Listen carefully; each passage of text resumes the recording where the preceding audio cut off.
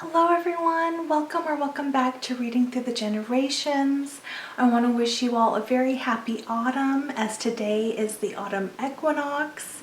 To celebrate, the wonderful Ellie from My Cozy Chronicles is hosting a wonderful readathon called the Charming Autumn Readathon, and I thought I could go over the books with you as well as the prompts. I absolutely love Ellie's readathons that she creates because they just encompass the magic of every season that they're set in, and every prompt really celebrates Mother Nature. So let's go over all the prompts and what I plan to read for each one. So it begins with the mellowness of autumn kicking through crunchy leaves. Get inspired by the mellow autumn mood and wonderful nature. Autumn foliage. The autumn-colored foliage signals the transition of nature during autumn. Read a book about nature in autumn or a book set in the autumn. For this prompt, I'm going to continue to read The Nature of Oaks, The Rich Ecology of Our Most Essential Native Trees by Douglas W. Tallamy. I've been reading this wonderful book ever since the beginning of the year, as it takes you through every month and details the magnificent life and what an oak tree goes through the seasons. The next prompt is Fluffy Clouds of Color. The autumnal flower borders with its wonderful varied colors create fluffy cloud of flowers. Read seasonal inspiring short reads. For this prompt, I'm going to be reading the sequel to A Psalm for the Wild Bill, which is a prayer for the crown shy by Becky Chambers. This, I believe, begins where we finished with the first book, where Sibling Dex and Splendid Speckled Mosscap return into civilization, so to speak, from out of the wild. They're delightful. I really enjoyed the first book, so I think I'm going to enjoy the second one just as much. The next prompt is Michaelmas daisies.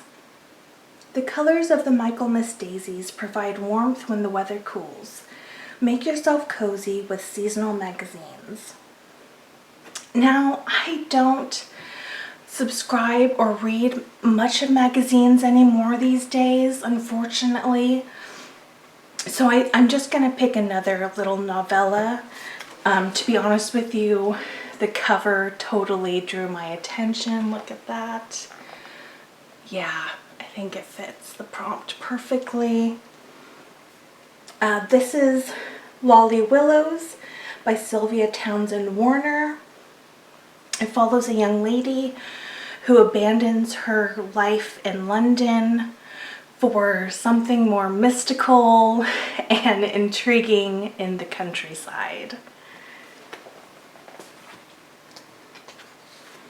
The next prompt is Colorful Chrysanthemums.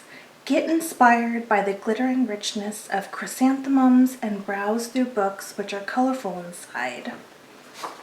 For this one, I'm choosing The Great Corgyville Kidnapping, illustrated and written by Tasha Tudor. Look, I just need to show you these beautiful autumnal end pages. I hope you can see that. I think this is going to give me so much pleasure.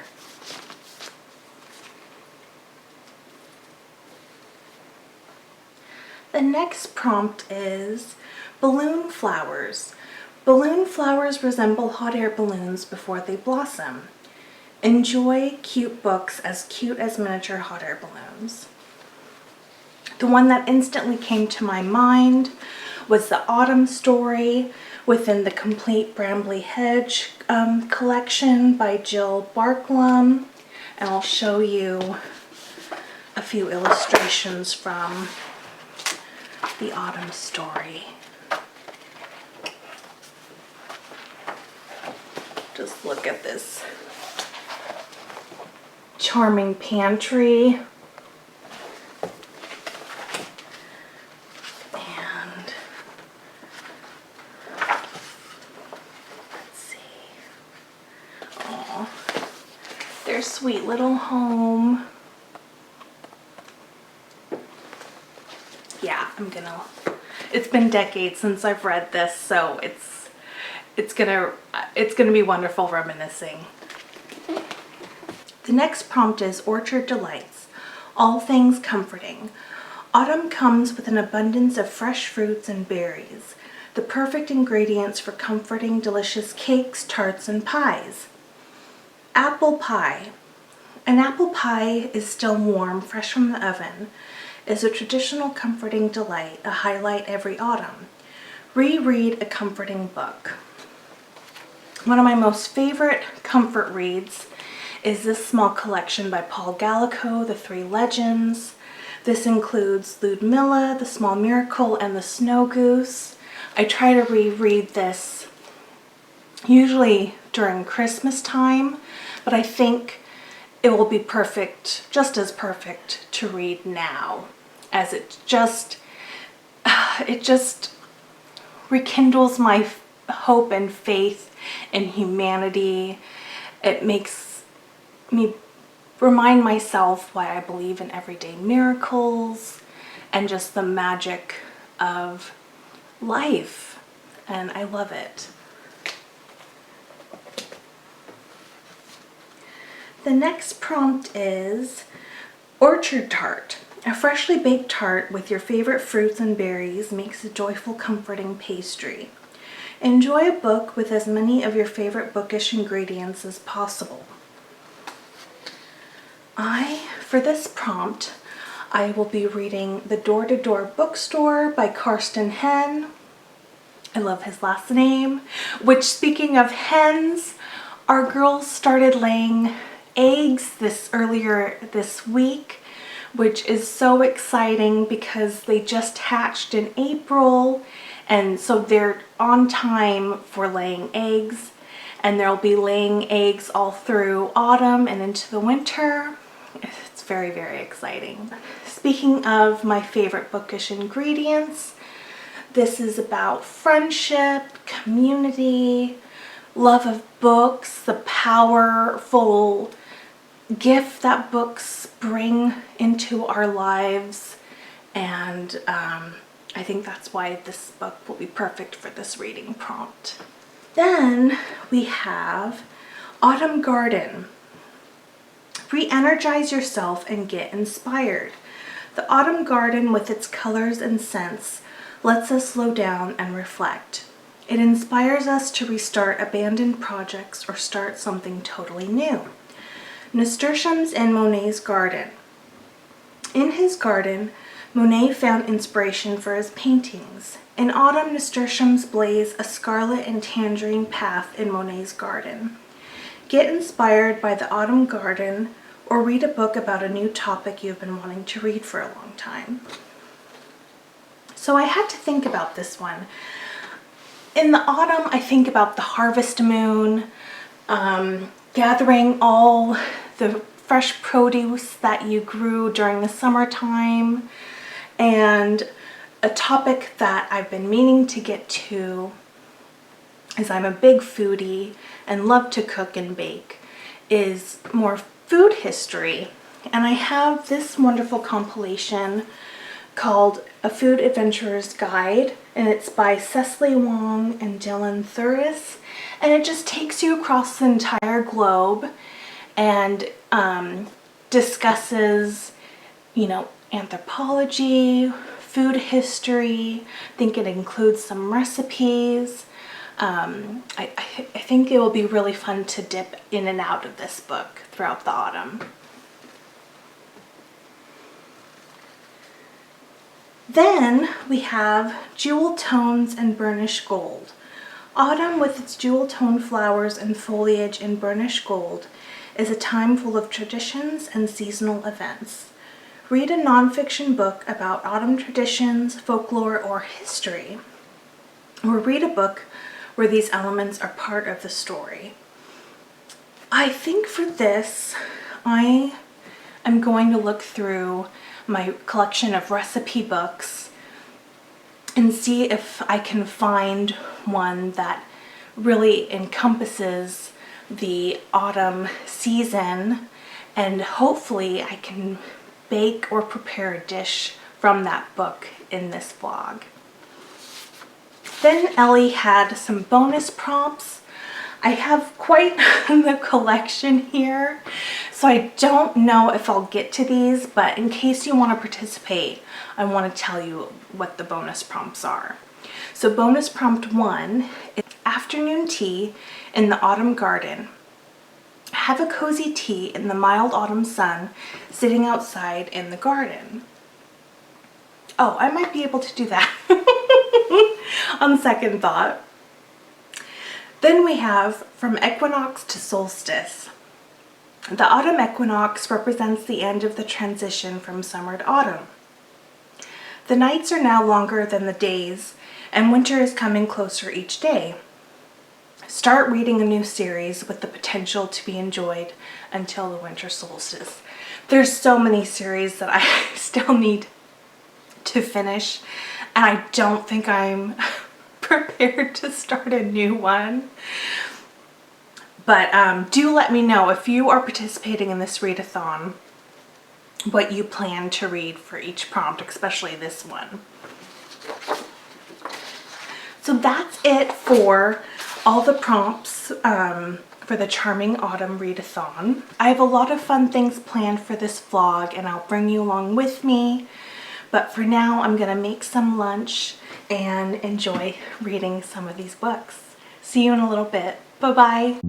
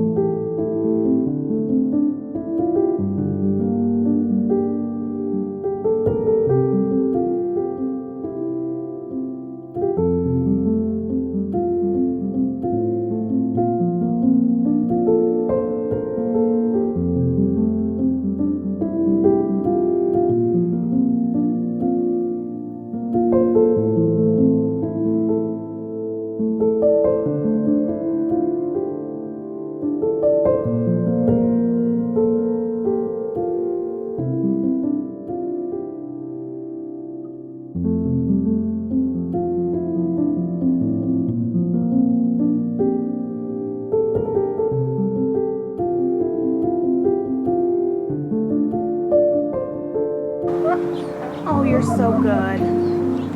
You're so good.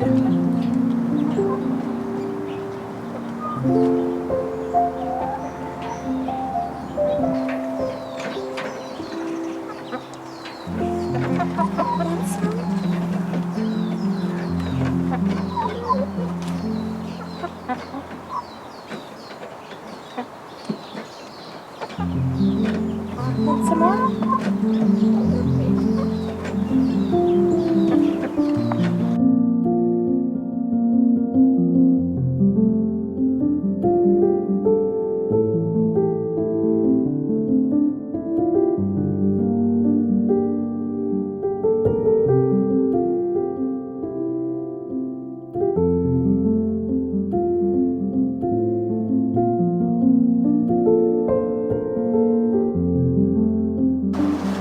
Wow.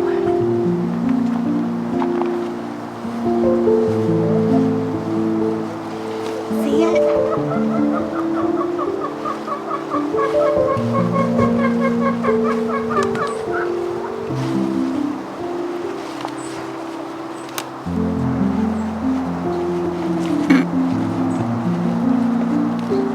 There we go, Nico. Look at this beauty. It's about 6 pounds. 5 or 6. Hello everyone, it is now the next day and I've finished a few books that I'd like to tell you about. The first one being The Door-to-Door Bookstore by Karsten Henn, translated from the German by Melody Shaw. This was the perfect book to begin the Charming Autumn Readathon with.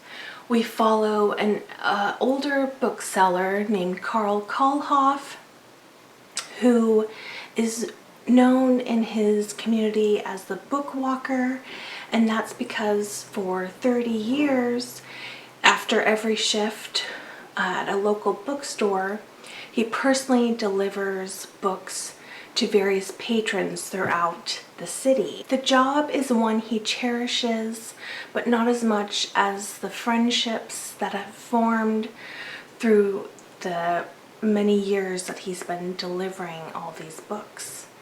One evening he is joined by a gregarious and enthusiastic little girl named Shkashka, who, unbeknownst to Karl, has been spying on him every day after school and insists that she join him on his deliveries. Now, Karl is a very stubborn old man and at first refuses Shkashka because he sees her company as a disturbance to his routine. But he soon warms up to her lovable personality and finds himself looking forward to having a fellow bookwalker companion. Through their weekly deliveries, we get to meet each patron, and each one is so unique, and I really enjoyed getting to know these characters. The interactions between all the characters is something I really enjoyed the most about this book. Both Karl and the patrons rely on one another, as for various reasons each patron is unable to leave their residence or home, so Karl is their invaluable link to the outside world, and delivering books that people want and need adds purpose to Karl's very lonely life. The book does get very bleak and dark at times, but maintains a very humorous and lighthearted spirit throughout. What follows is a very endearing story about unlikely friendships, about love for the written word, and how both can manifest a world for kinder and brighter when all things seem lost and hopeless. The next book I read was The Great Corgyville Kidnapping, written and illustrated by Tasha Tudor. Tasha Tudor is a childhood favorite of mine, and in my adulthood I've been trying to reread all the books she published, and this is one that I missed. I've never read it before until now, and it was so delightful. We follow some of the charming residents of Corgyville, and this includes Caleb, you can see right here. He is a very intelligent and curious corgi. He's just graduated from university and works as a detective. And when a rambunctious group of suspicious raccoons move into town, Caleb's sleuthing instincts are piqued. And when a prize-winning rooster goes missing, Caleb's detective capabilities are put to the test. I really enjoyed this one. Then I looked through one of my most favorite cookbooks, the Creole and Cajun Cooking, Foods of the World by Dennis Kelly. I associate this cuisine with comfort and everything cozy. It must be all the delicious desserts, all the delicious rich stews, the seafood, all the rice dishes, and growing up in a Filipino household, those are some major food groups. It includes one of my most favorite chocolate cake recipes. This one, it's called a mahogany cake. And I think I'm gonna add an autumnal twist to it. We harvested all our Honeycrisp apple trees, and so we have a bunch you know, just waiting to be used. So I figure I can add some of those as well as a couple dates to it. So let's head on into the kitchen and get baking.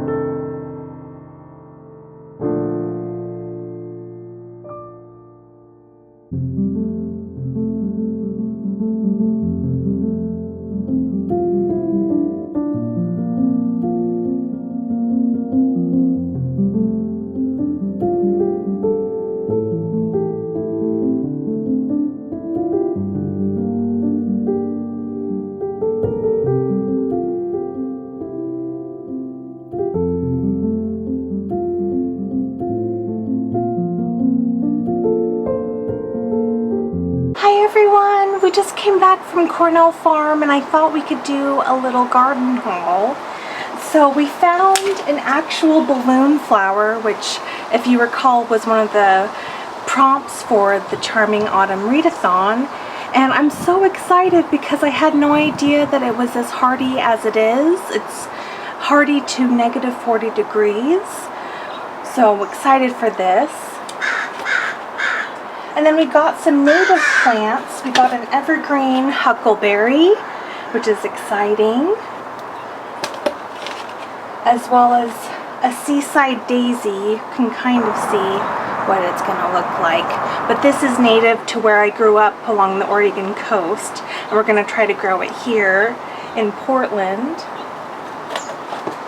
And then we found these adorable perennial pansies to put in this adorable little hanging basket. I already filled it up with compost and perlite. I'm just going to mix it up and add the pansies to it and hang it on our front door. So that's our little garden haul.